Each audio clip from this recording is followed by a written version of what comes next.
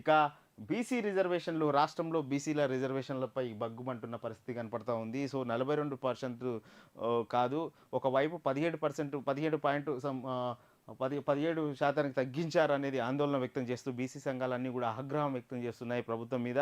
So, ఇప్పటికే కొంతమంది కోర్టును కూడా ఆశ్రయించారు. ఈ నేపథ్యంలో 17 కాదు 21.3 అంటూ 39 21.39 అంటూ నిన్న ప్రభుత్వం వివరణ ఇచ్చే ప్రయత్నం చేసింది. కానీ బీసీ సంఘాలు పెద్ద ఎత్తున ఆందోళనకు శ్రీకారం చుడుతున్నాయి. నేటి నుంచి మరింతగా ఆందోళన ఉధృతం చేస్తామంటూ చెప్తా ఉన్నారు. మరోవైపు కోర్టులో ఇవాళ ఏం జరగబోతుందో చూడాలి. కోర్టులో చాలామంది కేసులు కూడా వేశారు. కొంతమంది ఇంప్లీడ్ కూడా అయిన పరిస్థితి కనపడుతోంది. సో, ఈ నేపథ్యంలో స్థానిక సంస్థల ఎన్నికలకు మరోవైపు నేటి నుంచి మొదటి విడత మొదటి ఫేజ్‌లో జరిగే సర్పంచ్ ఎన్నికలకు నేటి విడత నుంచి నామినేషన్ వేయబోతా ఉన్నారు. నామినేషన్‌ల కార్యక్రమం శ్రీకారం చుట్టబోతా ఉన్నారు. ఇవాళటి నుంచి ఈ నెల 29 వరకు నామినేషన్‌లు వేసుకునే అవకాశం వాళ్లకు ఉంది. సో, ఈ నేపథ్యంలో ఇవాళ ఎంతమంది నామినేషన్‌లు వేయబోతున్నారో చూడాలి. ఎందుకంటే సో, నేటి నుంచే ఆల్మోస్ట్ ఆల్ స్టార్ట్ అవుతుంది. పెద్ద ఎత్తున ఇంట్రెస్ట్ ఉన్న వాళ్ళు యువత ఈ ఎన్నికల్లో నిలబడేందుకు సర్పంచులుగా గ్రామ ప్రౌఢిగా కావడానికి చాలామంది ఇంట్రెస్ట్ చూపుతున్నారు. ఈ నేపథ్యంలో రాష్ట్ర వ్యాప్తంగా మొదటి విడత జరిగే ఎన్నికలకు సంబంధించి కోలాహలం అయితే నేటితో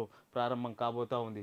ఇక 17% తగ్గించారన్న విపక్షాలు ఆరోపణలు పూర్తిగా అవాస్తవం. 2019 ఎన్నికల తరహాలోనే ఈసారి రిజర్వేషన్లు ఖరారు.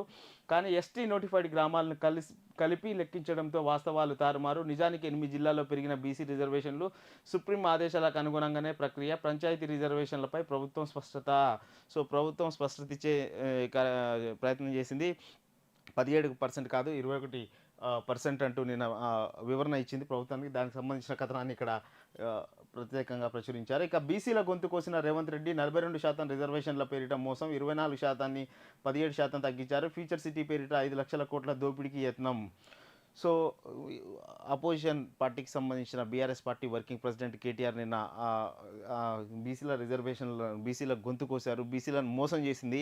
కామారెడ్డి డిక్లరేషన్ 42% ప్రకటించారు. కానీ ఇవాళ 17% మీరు ఇస్తున్నారు. బీసీలను నట్టేట్లో ముంచారు. వాళ్ళని నమ్మించి గొంతు కోశారంటూ ఆయన నిన్న ఒక కార్యక్రమంలో పాల్గొన్నాడు. నిన్న బీసీ రిజర్వేషన్లకు సంబంధించి